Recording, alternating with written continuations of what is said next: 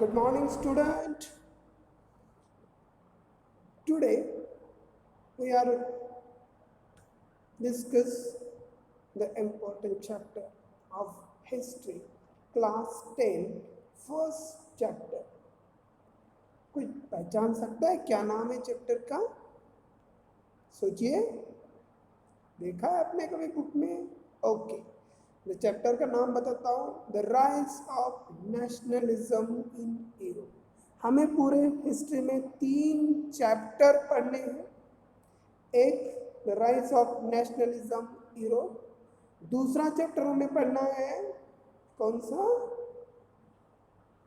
Nationalism in India, और तीसरा chapter हमें जो पढ़ना है द एज ऑफ इंडस्ट्रियलाइजेशन। तो 3 चैप्टर हमें सिलेबस में रखे गए 2021 सिलेबस में। तो फर्स्ट चैप्टर की तरफ हम आते हैं। आपको पता है कि हिस्ट्री के फर्स्ट चैप्टर फर्स्ट पेज में एक पिक्चर दिया हुआ है। वो पिक्चर खासकर उस पिक्चर का नाम राइटर का मतलब जिन्होंने इस पिक्चर को बनाया है उस पिक्चर का जो पिक्चर का ग्राफर है, फोटोग्राफर है, उसका नाम बोला जाता है, उसका नाम है फ्रेडरिक सोरोयू। इन 1848 में उन्होंने visualise world as democratic and social republic. इन 2 पॉइंट्स को उन्होंने उस पिक्चर के थ्रू एक्सप्लेन किया है। तो आज हम शुरुआत करते हैं the rise of nationalism in Europe. सोचो 17 साल पहले, मतलब 16 या 1600 1700 ईयर्स में उस समय यूरोप की कंडीशन क्या थी? क्या यूरोप आज जो यूरोप है वो पहले जैसा ही था? और हमें क्यों पढ़नी है यूरोप की स्टोरी? क्यों पढ़नी? क्योंकि French revolution, England revolution, American revolution, ये तमाम रिवॉल्यूशन अपने देश की रिवॉल्यूशन के साथ जुड़ते हैं। इसीलिए हमें उनकी बेसिक स्टोरी मालूम होना बहुत जरूरी है, इसीलिए इसको इंक्लूड किया गया है। Now turn off your first page on this topic. 2 concept आती है, एक एब्सोल्यूट। एब्सोल्यूट का मतलब समझ में आता है क्या होता है? एक मोनार्किक गवर्नमेंट। एब्सोल्यूट मतलब monarchy government, literally a government और सिस्टम। ये किसको कहते हैं एब्सोल्यूट? एक लिटरली गवर्नमेंट या सिस्टम को कहते हैं। कैसा? Of rule, no restraint of the power exercise, no restraint, उसके ऊपर कोई बंदिश नहीं होती है। Unlimited power in one hand, absolute कहते हैं। जैसे सिंपल सी बात कह रहा हूं उसे तो हुकुमशाह कह सकते हो। Okay, in history, in terms, अब इसके हिस्ट्री में टर्म दिए, in terms refer a form of monarchical government that was centralised, militarised और रिप्रेसिव। जैसे चाहे पाकिस्तान, पाकिस्तान एक डेमोक्रेटिक मिलिटराइज्ड कंट्री है। इजिप्ट डेमोक्रेटिक मिलिटराइज्ड कंट्री है। चाइना सोशलिस्ट मिलिटराइज्ड कंट्री है। तो वो है क्या? Cuba is a social plus militarised democracy. Afghanistan militarised country है। तो ऐसा एक एब्सोल्यूट एक पर्सन के हाथ में पूरी सत्ता रहती है, few hand, all powers, political power, control of very few hand, it is called absolute। दूसरा एक कंट्री है यूटोपियन, मतलब आइडियल सोसाइटी। यूटोपियन का मतलब आइडियल सोसाइटी, जिसमें बहुत ऊंची ऊंची बातें कह सकती है, जैसे अपने माँ बाप का ख्याल रखना है, बड़े छोटे भाई ने बड़े भाई का सम्मान करना चाहिए, महिलाओं ने घर गृहस्थी संभाल के परिवार को एक आइडियोलॉजी सिखानी चाहिए। तो ये तमाम जो चीज़ें कहलाती है वो है यूटोपियन। इसे यूटोपियन सोसाइटी कहते हैं। 1 मार्क के लिए क्वेश्चन आता है, define the concept of utopian. Utopian मतलब ideal society impose on ideal values including in the society. अब विजन, एक विजन समाज का एक विजन होता है कि देखो जैसे रामायण हम पढ़ते हो या महाभारत पढ़ते हो तो उसमें विजन आता है। विजन क्या है? एक आइडियोलॉजी आपके सामने प्रेजेंट की जाती है, उस आइडियोलॉजिकल फॉर्म को यूटोपियन कहते हैं। ठीक है, now next part, a nation of state. A nation state was one in which a majority of the citizens, not only a ruler, come back to develop a sense of common identity and share history descent. Common identity and share history. Egypt, simple सी बात है, जैसे Italy, Italy का जब unification हो रहा था तब उसकी जो आइडियोलॉजिकली हिस्ट्री थी, रोम एम्पायर, कौन भूल सकता है? रोम एम्पायर, जो ग्रीक कल्चर आज दुनिया के सारे वर्ल्ड में इंग्लिश के वो ग्रीक कल्चर से आए हुए, तो वो ग्रीक कल्चर इटली का था, तो वो पूरे इटली को यूनाइटेड होने में मदद करता था। Okay, so common identity, flag, अपने देश का कॉमन आइडेंटिटी क्या है? अपने देश का कॉन्स्टिट्यूशन, अपने देश का फ्लैग, अपने देश की जो हिस्टोरिकल मोमेंट है वो हमारी कॉमन आइडेंटिटी है, अपने देश की पहचान है, उसी को हम कहते हैं nation. On this communist which did not exist immortal, कभी उसमें अलग होने की बात नहीं होती, it was fraud through this. अब ये चीजें कैसे याद होती है? अपने देश को एक नेशन, वन नेशन बनाने के लिए 3 चीजों का इस्तेमाल किया जाता है। वन नेशन बनाने के लिए 3 इंपॉर्टेंट थिंग्स इंक्लूड की जाती है। एक है स्ट्रगल, जो हमारा फ्रीडम स्ट्रगल है, हर देश का फ्रीडम स्ट्रगल है, वो उन्हें मोटिवेट करता है कि वो यूनाइट हो जाए। दूसरा, एक्शन ऑफ लीडर, जो हमारे लीडर्स थे जैसे प्रधानमंत्री, अभी आप ये देखते हो कि leader, action of leader, Mahatma Gandhi ji की क्या एक्शन थी, डॉक्टर बी.आर. अम्बेडकर की क्या एक्शन थी, महात्मा फुले की क्या एक्शन थी, या सरदार वल्लभ भाई पटेल उनकी क्या एक्शन थी। उस समय की एक्शन को देखते हुए हमें याद आता है कि वो देश एक यूनाइट कैसे हो सकता है, वो लीडर के एक्शन पर डिपेंड करता है। सरदार वल्लभ भाई पटेल अगर नहीं होते तो आज भी अपना देश 28 से 90 140 पार्ट में डिवाइड होता। तो ये एक बहुत इंपॉर्टेंट। दूसरा देखो, स्ट्रगल, जो फ्रीडम स्ट्रगल थे, action of leader and common people, उसमें कॉमन पीपल किस तरीके से पार्टिसिपेट करते हैं, इन चीजों के बारे में बात बताई जाती है। दूसरा, एक फ्रेंच आइडियोलॉजिकली चीजें क्या है, शुरुआत हुई थी फ्रांस, यूरोप से शुरुआत करते हैं, यूरोप में कैसे नेशन स्टेट बना। Okay, so now from the beginning, the French revolutionaries introduced various measures, practices that could create a sense of collective identity at most of the French people. Collective identity को उन्होंने दुनिया के सामने लाया और एक French को एक यूनाइट फ्रेंच कंट्री बनाया। तो कैसे बनाए, क्या क्या कलेक्टिव आइडेंटिफिकेशन था, कलेक्टिव सेंस था, क्या क्रिएट सेंस था भाई? सबसे पहले फर्स्ट हम 5 कलेक्टिव सेंस हम देख रहे हैं। See one by one, try to understand easiest way. The idea of party, the fatherland and citizen emphasize the notion of the united community enjoying equal right under constitution. सभी को नागरिकता का दर्जा दिया गया। पहली बात क्या हुई? सभी को सिटीजनशिप दिया गया, तुम इस देश के नागरिक। तब अब वो ऑप्शन नहीं रहा कि 27-28 स्टेट में अलग अलग चीजें होती थी, वो नहीं हो रही है।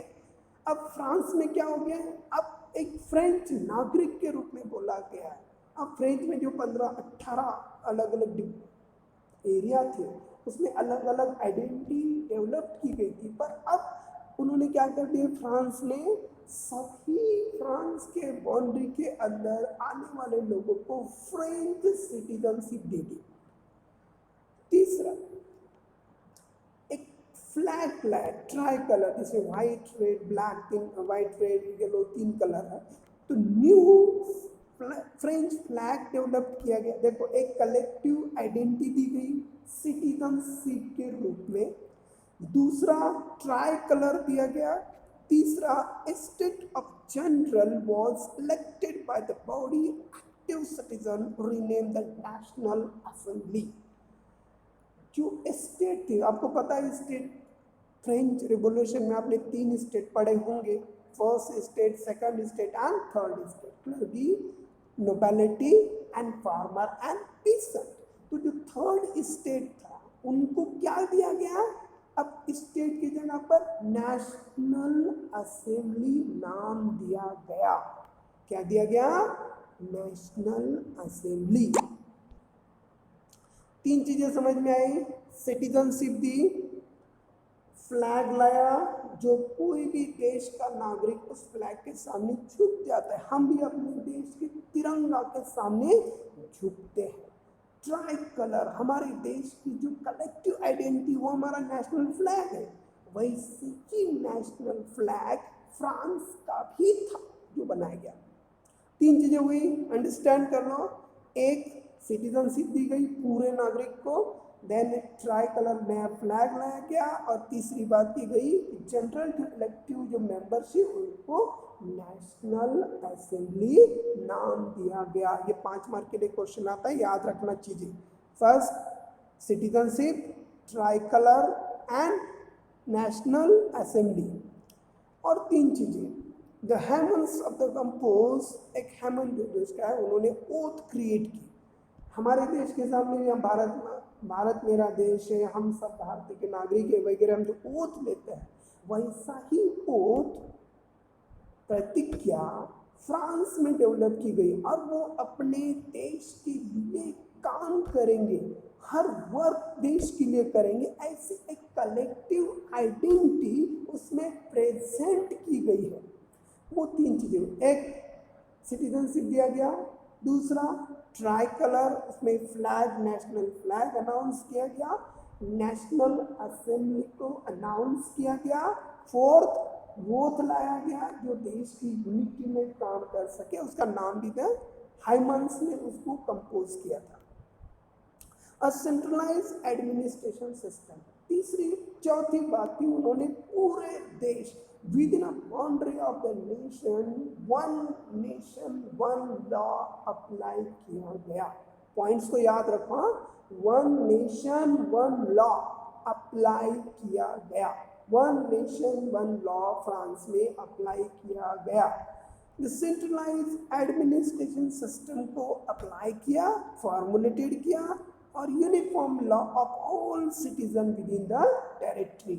अपने देश के बाउंड्री के अंदर जितने भी लोग रहते हैं उन सभी के ऊपर एक कॉन्स्टिट्यूशनल लॉ अप्लाई किया गया, और वो सभी उनके उसके लिए अप्लाई किया गया नागरिकों।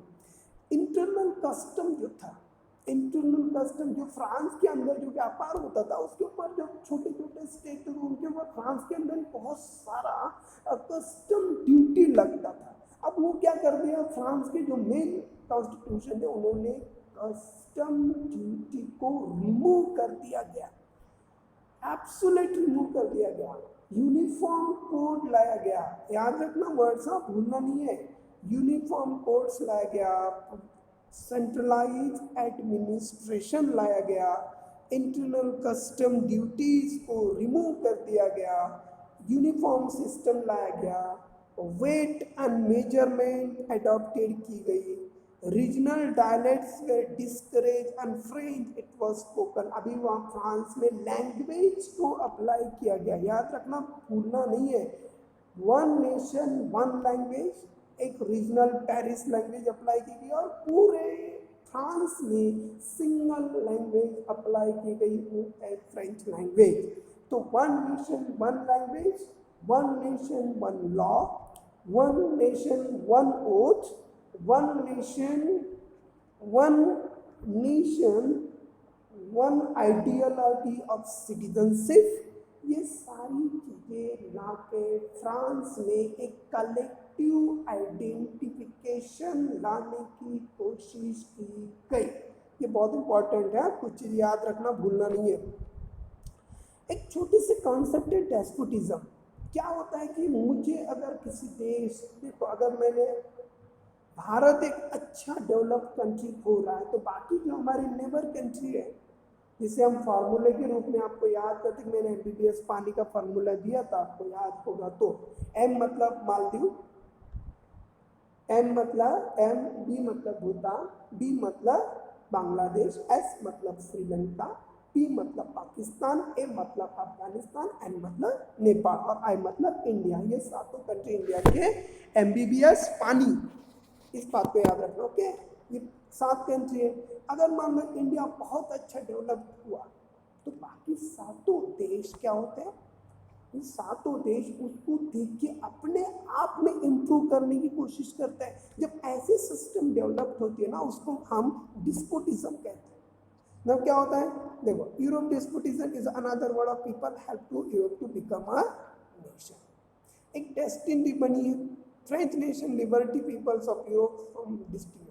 जब फ्रेंच लोगों ने पूरे फ्रांस में सिटीजनशिप राइट दिए गए, करार कर दिया गया, सिटीजन को सारे इक्वालिटी, फ्रीडम, जस्टिस का पूरी तरह से सम्मान दिया गया, तो बाकी देश के लोग भी वो अधिकार पाने के लिए स्ट्रगल करने लगे। और इस स्ट्रगल को फ्रांस एक लिबरल इमोशन के तौर पर उन्हें हेल्प करने के लिए तैयार हुआ। ऐसी कंडीशन जो क्रिएट हुई है, उस कंडीशन को हम डिस्पोटिज्म कहते हैं। नेपोलियन कोड, सिविल कोड, क्या होता है कि नेपोलियन ने सत्ता पे आया तो उन्होंने एक कोड बनाया था, एक एडमिनिस्ट्रेशन सिस्टम को डेवलप किया था। नेपोलियन कोड को क्या कहते हैं, सिविल कोड। सिविल कोड मतलब लॉ कोड, एक आइडेंटिफिकेशन कोड जो नेपोलियन के नाम से जाना जाता है, वर्ल्ड में बहुत फेमस है। और नेपोलियन कोड में जो चीजें अप्लाई की गई है, वो दुनिया में पहली बार अप्लाई की गई है, ऐसे पहले कहीं नहीं था, इंडिया छोड़कर। इंडिया में बहुत सारी चीजें थी। Civil code of 1804, usually unknown, Napoleon Court did the privileges based on birth। क्या कर दिया उन्होंने, पहली बार did away with all privileges based on by birth। राजा का बेटा राजा, सरदार का बेटा सरदार, व्यापारी का बेटा व्यापारी, ये जो बाई बर्थ मिलने वाले अधिकार थे, उस अधिकार को नेपोलियन ने पूरी तरह से रिमूव कर दिया। ये एक जरूरी चीज है यार, रिमूव कर दिया गया। और उस जगह पर सिविल कोड, नेपोलियन कोड लाया गया। कौन सी चीजें हुई, सबसे पहले उन्होंने क्या कर दिया, प्रॉपर्टी टू राइट दी। पहले प्रॉपर्टी टू राइट नहीं था, सरकार कोई भी राजा उनकी प्रॉपर्टी को छीन सकता था। अब वो क्या कर दिया उन्होंने, पहली बार प्रॉपर्टी टू राइट, जितने भी लोग थे उनको पूरी तरह से प्रॉपर्टी का राइट दिया गया। The code was exported in region under French control। और सभी चीज जो कोड लाया गया पूरे देश में अप्लाई किया गया। Dutch, Switzerland, Italy, Germany, Napoleon simplified administrative division. Dutch जो रिपब्लिक था, स्विट्जरलैंड था, इटली था, जर्मनी था, उस समय ये सारे नेपोलियन के अंडर में थे। और उन्होंने क्या कर दिया, इस सारे स्टेट में एक सिंप्लीफाइड एडमिनिस्ट्रेशन सिस्टम अप्लाई किया गया और पार्ट को डिवाइड किया। जैसे इंडिया में जुरिडिक्शन होता है, इंडिया में एडमिनिस्ट्रेटिव होता है, मतलब लेजिस्लेचर, एग्जीक्यूटिव एंड जुडिशियरी। ये 3 पार्ट हमारे, central government, state government, local government, ऐसा हमने अपनी सत्ता के लिए डिवाइड किया था। वैसा भी नेपोलियन ने वहाँ पे एक क्लियर एडमिनिस्ट्रेटिव सिस्टम को अप्लाई किया गया। इन टाउन्स क्या कर दिया, बहुत इंपॉर्टेंट कुछ अहम उन्होंने इससे लिए। फीडियल सिस्टम को अबॉलिश कर दिया गया। Free to peasant and national memorial duty जो लगती थी वो पूरी तरह से खत्म कर दी। जो टाउन में गिल्ड थे, गिल्ड का मतलब क्या होता है, ट्रेड यूनियन, व्यापारियों का यूनियन, उसको उन्होंने क्या कर दिया, रिस्ट्रिक्शन जो रिमूव करने के लिए जो उनके ऊपर रिस्ट्रिक्शन लगाए गए थे उसको पूरी तरह से रिमूव कर दिया, उसे और अच्छे से काम में मतलब उसको पूरा फ्रांस में पूरे जितना भी नेपोलियन का एरिया था उसमें उन्होंने फैलने की परमिशन दे दी। इससे वो देश में यूनिटी का एक सेंस बना रहा। नेपोलियन कोड में एक बात है, pheasant, artisan, worker and new businessman, उनको पूरी तरह से फ्रीडम दी गई है। Businessmen and small-scale producer of good in particular began to realize the uniform laws, standardized weight measures, तीन चीजें की यूनिफॉर्म लॉज लाया गया। सैनिकों का, नागरिकों की यूनिफॉर्म कैसे होनी चाहिए उसके ऊपर लॉज बनाया गया। स्टैंडर्डाइज वेट मेजरमेंट की बात कही गई। कॉमन नेशनल करेंसी पूरे देश में लागू कर दिया गया। And would facilitate to movement exchange of goods and capital is one of region to another, एक रीजन से दूसरे रीजन में जाने के लिए पूरी तरह से उन्हें परमिटेड कर दिया गया। तो ये चीजें हुई फर्स्ट पार्ट में। एक बार थोड़े सा रिकैप में देख लीजिए। Rise of the nationalism in Europe, French identity, measures introduce to develop collective identity, जो 7 आइडेंटिटी आई थी वो बताएं। नेपोलियन कोड कैसे डेवलप हुआ, क्या क्या चीजें हुई उसको पढ़ लीजिए। उसमें 100% 5 मार्क का 3 मार्क का क्वेश्चन पूछा जाता है। Explain the Napoleon code of 1804, क्या होता है। अब नेपोलियन कोड के बारे में पूरी जानकारी अच्छे से लर्न कर लो। Thank you.